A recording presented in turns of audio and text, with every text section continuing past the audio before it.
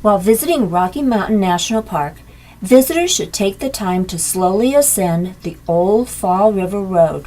It's a fascinating journey.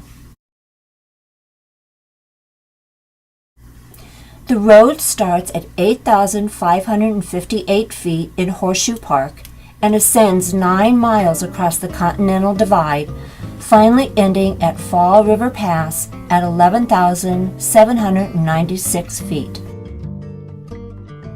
Rocky Mountain National Park was dedicated in 1915. Construction of the Old Fall River Road began 2 years prior to that in July 1913 and took 7 years to be completed. After the wider, straighter, and less precipitous Trail Ridge Road was completed in 1932, Old Fall River Road was designated a one-way route. That was a good decision.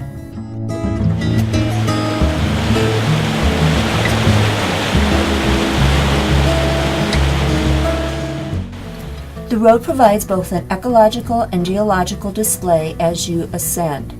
Along the trip, you will travel through 3 life zones or ecosystems: the montane, subalpine forest, and finally the alpine tundra. The transition from one zone to the next is not very distinct. This results in the plant and animal species blending together to create a richer quantity of life than either of the zones independently. Fourth zone, the riparian, can be found all along the Fall River. 2 distinct geological features can be observed when viewing the valleys. Valleys appear to have either a U-shaped or a V-shaped profile. A U-shaped valley provides evidence of ancient glaciers, while a V-shape is indicative of erosion from rivers and streams. Besides the large forest of lodgepole pine, Douglas fir, and Engelmann spruce, a large variety of smaller plants can be found blooming along the road. Lichens and mosses can be found in the shaded areas along the quaking aspens.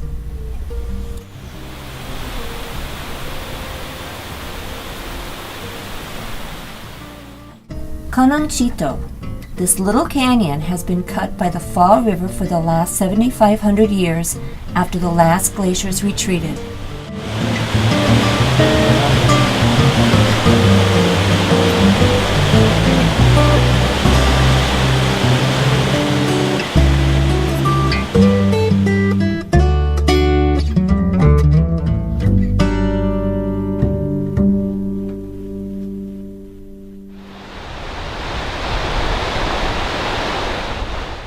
At this stage, we are now transitioning into the subalpine ecosystem. I'm here on the Old Fall River Road in Rocky Mountain National Park. I'm up around nearing 11,000 feet, and we see a transition zone here. In the forest area is the subalpine region. A lot of fir and other type of evergreen forest growing here. And then just on up a little further, you can see where there's a dramatic change, where the climate is just too cold for the trees to grow at that level. That's where the alpine tundra begins, and a whole different type of other plant life occurs up there. We'll be up there after a while. Over to the left, you might be able to see the visitor center for the Trail Ridge Road. Very intense sunlight up here, and you have to wear the hat to keep everything protected. Life above 11,000 feet requires many adaptations due to winter storms, hurricane-force winds, low moisture, and a short growing season. On the Old Fall River Road again, we are right at the transition zone from the subalpine region to the alpine tundra. And this particular border is, and I'm going to butcher this word up, it's called a Krummholz. It's a German word that means crooked tree. And these trees at this stage, although they look rather young, are about as old as the trees down below at full growth. These might be a couple hundred years old. Very, very short growing season.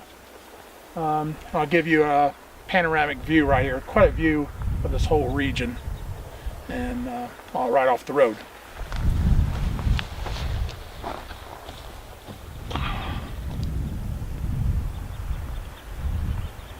See down the valley here.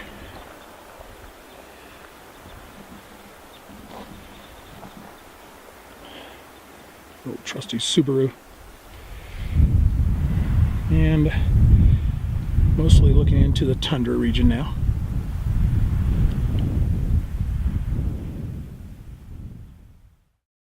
The branches often grow only on the downwind side, looking like flags blowing in the wind.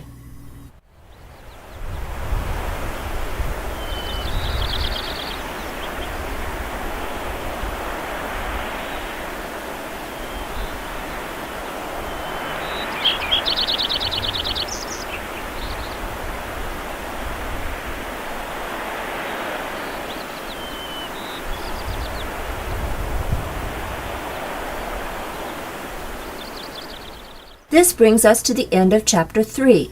Next up, the tundra.